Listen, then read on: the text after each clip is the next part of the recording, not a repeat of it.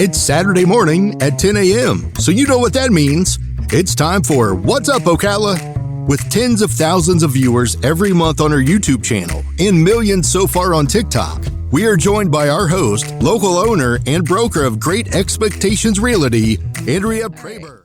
Good morning, Ocala. This is Andrea Praber with Great Expectations Realty, and we have another fantastic episode of What's Up, Ocala. And today I have a very special guest that I'm so excited he was able to make it in and do this show for us. We kind of talked about it before, talking about all things solar and stuff, and we now have a solar guru over here that knows all the stuff. So why don't you tell everyone who you are and where you work? Yeah, absolutely. Well, thank you so much for having me. My name is Asatia. I'm one of the district managers for Sunrun here in the Florida region. And yeah, we service the majority of Florida. That's awesome. That is awesome. So, okay, I have questions. I have so many questions. First, what part is it that you actually do in it? Like, do you do the setting up the account, the delivery, the installation? Like, what stuff? What is your role in that? Yeah, absolutely. So for most listeners, I mean, one of the main things that they need to know is how this affects them, right? Mm-hmm. And why it's becoming so popular. Yeah. Florida is one of those states that, energy's been a crisis, and it's also ran by monopolies, which are the utility companies. Wow, it's bold for you to say that. That is definitely like, whoo, oh, okay, yeah. We've got a live one. Okay, that's cool.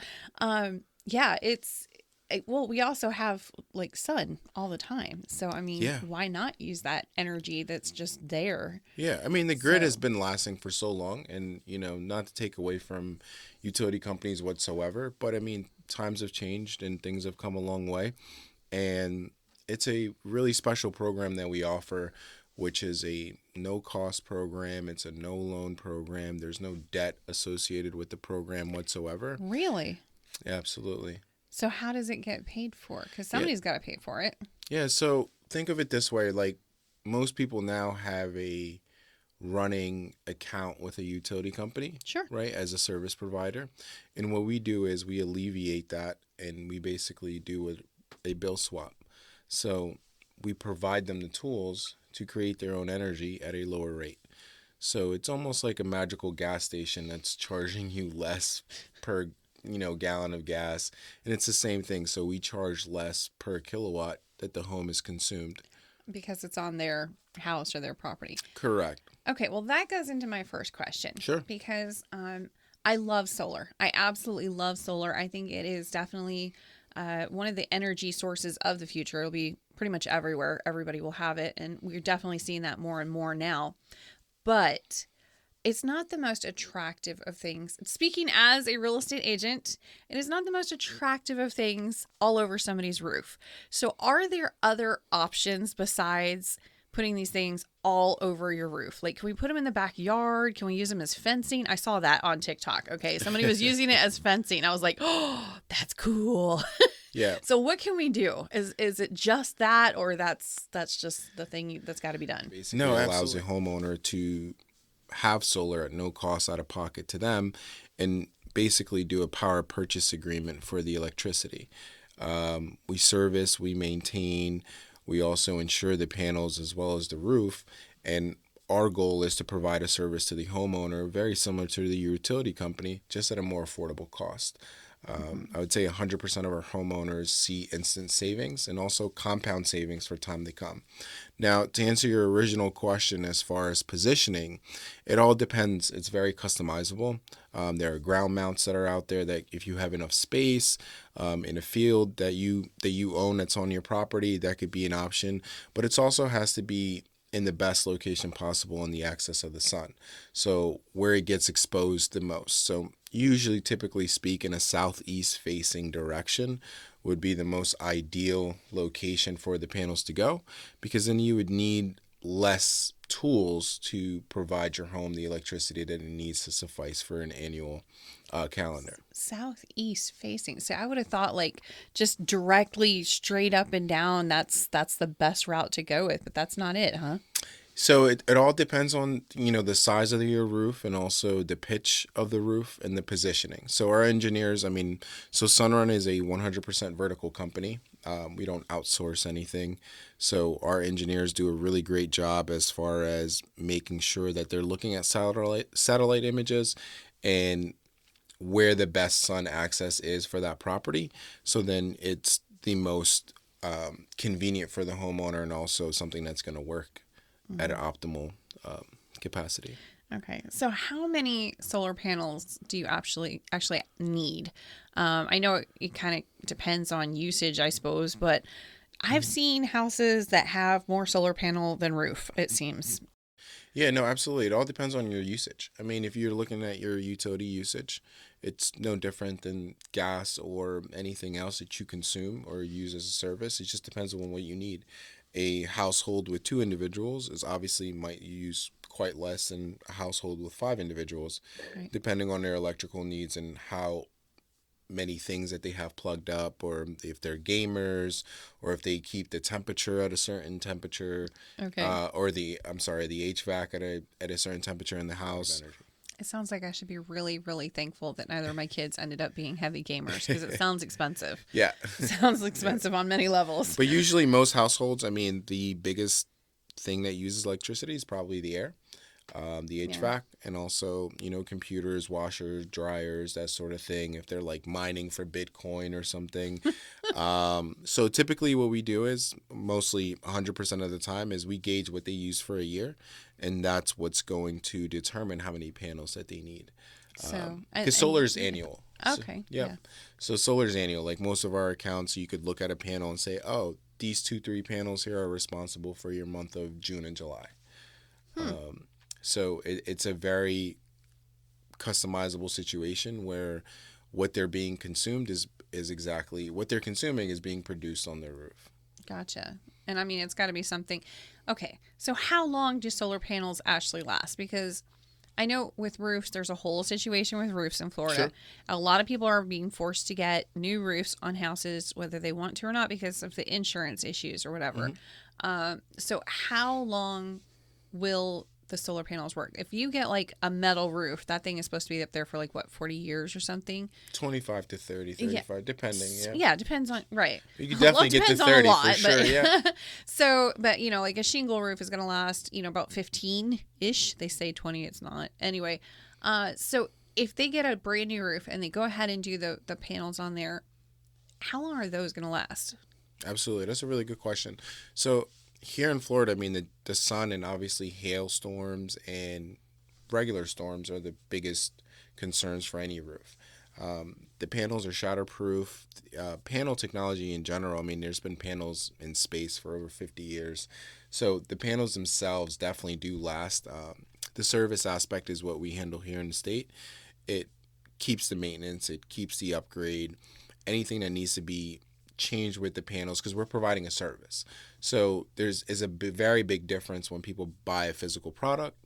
Our job is to maintain that service and maintain the integrity of those panels, because we have a promise to the homeowner that for X amount of dollars, they're going to be receiving this much energy, which is going to completely eliminate what they're buying from the utility company, which from a real estate perspective, it puts the ball back in their court, because now they're getting a chance to leverage savings and also stand in front of their home and say, hey, my house costs less to operate. Homes that have adopted solar in California are selling for over $100,000 above asking price, simply because they have a less operating cost. It's almost like eliminating your property taxes, or on a spreadsheet, your neighbor Joe down the street, his monthly might be XYZ as far as how much he's spending for taxes, utilities, and you have a cheat code that you adopted solar, you took advantage of the opportunity, let's just say 10 years ago, and now your bottom line is much cheaper than your neighbor. So when it comes time to sell, that you have something that you could leverage, especially when the utility company has changed the metering. Changing the metering is just basically their way of increasing cost and also taking away the opportunity for you to go solar. That is a question, because I've heard that like FPL no longer will buy solar back from people. I don't I believe Duke is still doing it. I don't know about like Seco or City of Ocala. Both of those, I'm not really sure. But how is that changing the game? Like, because your system is, you'll actually utilize the solar from somebody's house to make your income that way. So how is that affecting you guys? Yeah, absolutely. It's not affecting us as much at all. Actually, the buyback program is anything excess, so anything over. So if you need if you need 10,000 kilowatts a year annually, or you need 12,000, you average, you're using 1,000 kilowatts every single month. Totaling 12,000. And the system is producing 12,000. You don't have anything additional for them to buy back. The buyback programs were super popular when solar was first introduced, because people were literally printing money on their roof. Right. And it got to I the had point. solar at that point. It was quite nice, I'm Yeah. going to have to say. Yeah, it got to the point where the utility companies were like, whoa, whoa, whoa. Let's just put it in the field. So utility companies, most homeowners don't even know they're buying solar energy. So on 429 Really? South, Duke, FPL, bunch of different utility companies have their own private ran solar, fields that is generating energy because it's part of the Clean Air Act. So they're actually tapping into the incentive as well, to saying, hey, to the feds, hey, like, we're making our efforts, but also they don't forward the savings onto the homeowner. The Right. program, pretty straightforward. What we do is just we forward those savings to the homeowner when we try to earn their business for something that they're already buying. And if I could get it to you for a more affordable cost, and obviously answer any concerns. The roof is one of the major concerns here in Florida, just simply because of the insurance companies. Mm-hmm. So the roof is warranted within the solar service as well. So we don't necessarily look at the different homes where it's, oh, this is a good home, this is not a good home. If the house gets optimal sun, if the roof is in good condition, then we operate in good faith where, hey, we could operate this service on this home and apply coverage, insurance, as well as the maintenance program part of that service as well. Okay, so I mean, let's break it down because it sounds, of course, too good to be Sure. true, and I don't believe in too good to be true. That's normally Yeah. found on Craigslist, and it's definitely not good things. So, so if let's say if I were to go to you and I want to get solar, Sure. on the back side of my house, not the front, but it's a little bit of a pet peeve with me. That let's say I want to go ahead and get solar, and right now I would have to say I'm actually in a fairly inexpensive co-op as far as my electricity. So I'm with Seco, which is Sumter Electric Co-op. So it's fairly inexpensive, but of course summertime is coming up, and that's when it gets a little rough. My husband was having kittens over the last summer because it got to be about I'd say about 300, maybe a little over, like 320 per month, which I know some of you guys out there were like, that's nothing. But Yeah. for us, that was a lot. Okay, it was a lot. So we did about 320. So if our highest bill is about 320 for maybe 2 to 3 months out of the year, the rest of the time it's maybe half that. We'll say 150 on average. Sure. What would you do? What would it cost me? And like, give me the deets. Yeah, so the details are pretty straightforward. I mean, you probably are saying that your average is around 150 or so. So if your average is 150, it depends what you're paying per kilowatt. We're always charging less for that kilowatt. So in Duke area, it's anywhere between 17 to 20 cents, depending on the area. FPL is a little bit more affordable, and then the smaller companies are somewhere around there as well. A really fast way for you to understand how much you're paying is you're taking what you're paying on your bill, and that's a divisible number with what you bought that year or what you bought that month. So it's right there on your bill in black and white, and then on the second, third page, they break it down. You're paying for operating costs as far as fuel charges, taxes, Right. grid maintenance, and so on and so forth. Because they have the kilowatt, and then they also have the other fees on top of it, right? Right. Okay. Yep. Okay. But so you for have to true take the whole value, bill. it's just your what you use and what you're paying for. So if your average is at 150, the savings are anywhere between 20 to 30% off of that bill, and it's also a fixed price. So in the summertime, you're paying the same. In the wintertime, you're paying the same, and that's going to allow you to tap into that compound savings as a utility company charges go up, you stay at that same exact price point. Okay, so you're telling me like January, February, which are not that expensive, right around this time of year, we'll say maybe, 150 at the most for a bill. We're going to get 20% off of that. So maybe $30 off, maybe a little bit more than that, 35. Rough blonde math. Okay. Like really, if y'all have calculators in your heads, don't cheat. Anyway. So let's say, we're going to pay $115 instead. Sure. Okay. So what happens during the summer? We're going to pay $115 as well, or? Mm-hmm. It's a set price all year round. And it's difficult to gauge because it is very customizable. So let's just say in optimal sun, a home might need only 15 panels. That's less for us. So the affordability and the savings are more for the homeowner versus a homeowner that might need 25 panels for the same amount of energy. There's just one house just gets a lot more sun. Mm-hmm. Trees, shading, roof access, positioning. Anybody that has heard this show knows that I will go off about leaving the trees away from the house. That is a disastrous idea in Florida, is to put trees anywhere near your roof. If it topples over and in some way touches your house, it was too close. So don't get me up on the soapbox. I'll be up there for a while. So, gotcha. Anyway, So no trees near the no house. trees near the house, for solar or for anything else. But yeah, let's say you have, pretty good sunlight. You have, nice clear line of sight basically between the sun and your roof. So like 15 panels all along the back of the house, and you're good to go. And you're going to have it's still hundreds of dollars of savings every year. Yeah, typically most homes save anywhere between $1,000 to $2,000 their first year. Wow. And then the compound savings apply year 2, 3, 4. So you're making a decision. You're switching your electricity the way you're provider. doing it, right? Yeah, because you're already buying it. So we Right. just want to give you the education, give you the information, and see what that looks like for you. I mean, we don't walk around with panels in our pocket. Right. Yeah. So at the end of the day, it's just a conversation and be like, hey, this is what you're using. This is what your house looks like. This is what a potential savings look like.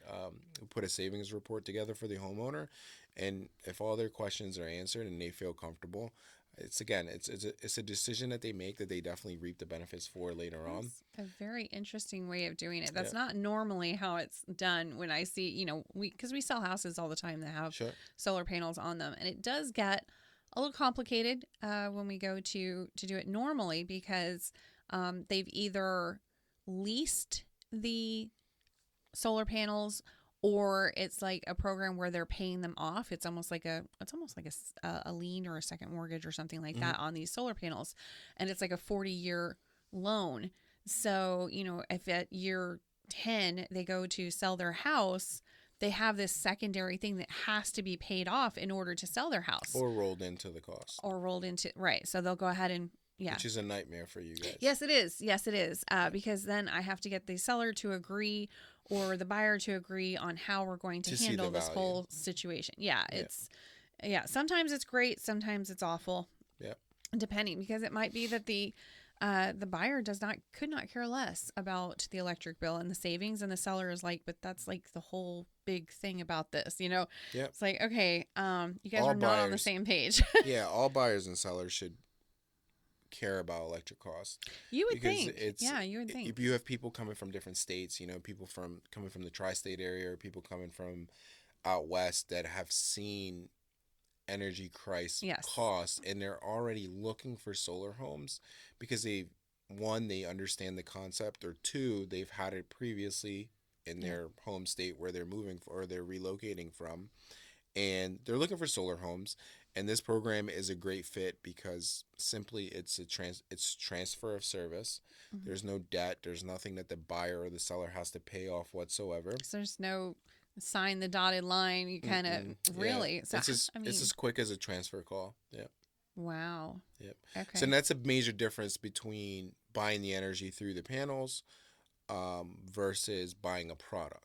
So essentially, your company sets up a utility company that they provide the equipment, and then they're a utility company, really. It's a very different way of seeing things, but it's probably It's probably pretty cool, actually. It's very, very different from what I normally see. Yeah, So, yeah. there's hundreds, maybe even thousands of companies out there that do solar. Oh, yeah. Yeah, Sunrun is a publicly traded company. We've been around for almost 20 years. We're in good standings with the Better Business Bureau, and we have great partners like Costco, Home Depot, Tesla, Nike, Ford, and Wow. these are companies that we work very closely with, and we are at full capacity for sure a utility company. We just provide different options for the homeowner. The traditional way is great. I mean, it's been working for Yeah. the Yeah. longest time ever, but when the savings are not being passed to the homeowner or there is an option, it's very advantageous and recommended for all homeowners to see how it would work for them. Taking on a $30,000-$40,000 loan for solar panels is not ideal for everybody. No, Yeah. no. And that was the huge drawback that I saw is, chances are statistically you're not going to be in your home for 40 years. Most people are actually only in their home for up to 5 years and then they move. So then you have a situation going on with that second loan on the home. So some people are like, oh, this is my forever. Actually, a lot of people say that this is my Hmm. forever home. I'm going to be here forever. It's a brand new roof. I'm going to go ahead and put these solar panels on. 40-year loan, no big deal. And then 3 to 4 years later, they're moving, and it's like, oh, it wasn't my forever home. It was my for now home. And it doesn't work anyway, because you move up in house, you move down in house, life changes, things happen. So yeah, it's like shocking to them that they now have to sell the home. And it's like, okay, well, let's go ahead and deal with this. Yeah, no, What absolutely. so to have it set up this way clears out all of that. They get to have the solar. It gets to be basically just a big coupon for the next person coming in on their utility bill. Yeah, and education is the biggest part because I mean the education part of it is understanding your home needs, understanding your electrical usage, what you're paying, and what your options are. What homeowners do beyond that is completely up to them. Mm-hmm. We provide the education part, the tools, the avenues for them to pursue. At the end of the day, is everyone should know how much they're paying for electricity, when their electrical company is going up, what the rates look like, and what their options are. I mean, Mm-hmm. most people here in Florida, because the grid is territorial, you know, Duke has an area, FPL has an area. They don't really have an other option. You bought a Yeah. house in that region, that's who your utility company is. So it's smart to take a look at what other options you have, Yeah. and this is key points is, I mean, this is not a loan program. This is not something that you are going to go in debt for. It's a service.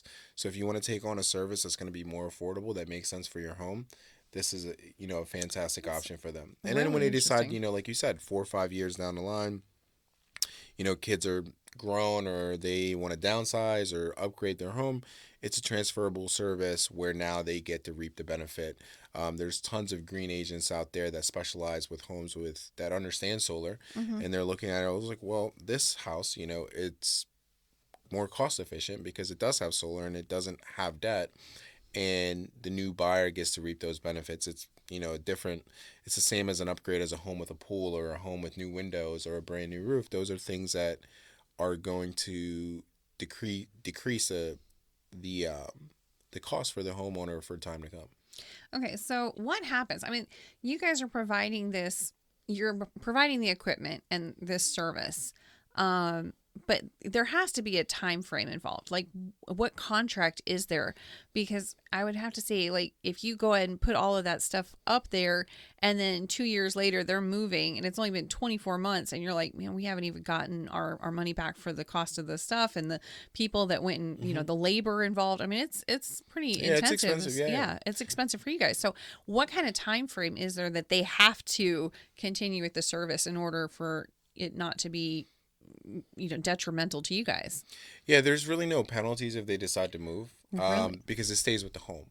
Oh. So we qualify the house. We make sure that the house is in good, electrical standings. Even if it's not, there's a lot of upgrades that we do through different subsidies that doesn't cost the homeowner a dime. Our goal is almost 100% of all our homeowners that do go solar, they don't pay anything out of pocket. There's no upfront, there's no installation costs, there's no hidden fees. They actually don't receive their first bill till about 30 to 40 days after the system's been installed, Mhm. running, and also eliminating their utility bill. So now they have a different service bill with us that's going to be more affordable. So if they decide to move 2-3 years down the line, the new homeowner is just going to pick up right where they left off. And then that cool. homeowner that sold that house could go do the same program somewhere else at their new home. I'm wondering if this is something that, because we had a very, very, very good rental market for landlords the last few years, and it's starting to soften a little bit. Some of the tenants are seeing it's, getting a little bit less expensive to rent. So, the landlords are getting competitive, especially those with brand new construction homes. So, I mean, this might be something that they would want to consider doing. If you got a brand new construction home and you're trying to compete against other landlords to show that your house, a tenant coming in going, hey, I'm going to have, $200 less or $100 less by moving into this home because my electric bill is going to be way less. I mean, that's a huge incentive for them, and it's not going to cost the landlord anything, right? Yeah, and because it's a fixed cost, the property owner could just include it right in the rent. I have seen that before where, it was, he'd actually bought the house for himself and then he had to move and he didn't want to go ahead and sell. So he went ahead and rented it out. And the utilities were included. And it was like, what? They were so completely, like, they had absolutely no idea what to do with that, It's like, wait, so I'm not going to have utilities because it was on a well. So there was no water bill. It was septic. Wow. So there's no septic bill. There was no electric bill. It was like, they're like, so it's just my rent. Let me get this straight. It's just my rent. And I'm like, that's it. Pretty cool. That's awesome. Yeah. So, but I mean, that is something I think that will be happening in the future. I mean, because then he gets more money too, because instead of having to pay to a utility company, it goes in his pocket. So he did get to, increase the rent as well because all the utilities were included. So it's kind of cool. So, I would say probably something even for investors to look into. Absolutely. I mean, it's a program that everyone should look into. I mean, I advise any of the listeners to the curiosity of information. I mean, at the end of the day, it's gathering information and looking at things, from a comparative standpoint. So the way I just want to, for a moment, explain that the way I have found out about you is not because I got solar. It's actually because a friend of mine very smart guy, when you have that friend that he's like, he always knows all the tips and the tricks and the stuff. And you're like, wow, I wish I had a thought of that. That's brilliant. Like, I can't believe you're getting all that for free. He's that guy. Okay. He is definitely into tech. He drives a Tesla, right? Super. So Ben is like, he is just, he's on cutting edge, and for his age, he's older than I am. And I'm like, we're the outliers here. Cause I love tech too. So anyway, but he went ahead and he did this, or he's doing this, right? Where is he at with it? Oh, he's already all up and running. Running. Yep. So I've been trying to get him in here for a while. Okay. So we're going to check in. We're going to see if you can put your money where your mouth is, because I'm going to check in with Ben and I'm going to see what exactly his costs were and what exactly the savings is, because he's actually done this. Mm-hmm. So I think that's something that people would be interested in. So like, let's see exactly how this is. So I'm going to check in with Ben and we're going to see how it worked with him, because this is how I heard about you. It's actually in reverse. I didn't be like, okay, let's go and see, this person that you've picked out. No, it's opposite. I heard from Ben, hey, I'm going to do this and I think it's really great and I think you should have him on your show. So it's kind of cool. And there's a Ben in everybody's neighborhood. And quite honestly, we've been around for almost 20 years. We serviced over 1 million homes. Like I said, we're a publicly traded company. So almost 10 times out of 10, when I'm meeting with a homeowner, and they're like, oh, who else do you have in this neighborhood? I'm like, that's really easy. We pull up a map and there's usually hundreds, if not thousands, within just a couple mile radius of homes that we have serviced. Wow. So, just in the greater Orlando area, or even up here, there's a couple thousand up here. There's definitely tens of thousands in the Central Florida area. So any given location, we could just pull up the service map and be like, oh yeah, do you know your neighbor from right down the street? Yeah, they're a homeowner of ours. Wow. So you can go and ask your neighbor. and just Pretty be like, much. hey, Yeah. is this too good to be Pretty true? much. Because I don't Yep. want to be like in a Craigslist scam. Like, what's going on here? Give me Yep. the real story. But no, I mean, it sounds like a really great plan, and something that's it makes a lot more sense. Yeah, because the general consensus has been you have to spend a lot of money to save money, right? And what's been very popular in Florida recently in just the past several years have been loan programs. And most people have been approached by door knockers or canvassers or phone calls by someone telling them that they could buy this product so they could save money later down the line, and their monthly cost is going to be somewhat lower than what they're paying for electricity. Right. So this is a newer program, and it sells you power back at a more affordable cost. It starts you lower than what your utility company is charging you, and it also holds that fixed cost so you could reap the benefits of savings for years to come. It's basically a partnership, really. That is awesome.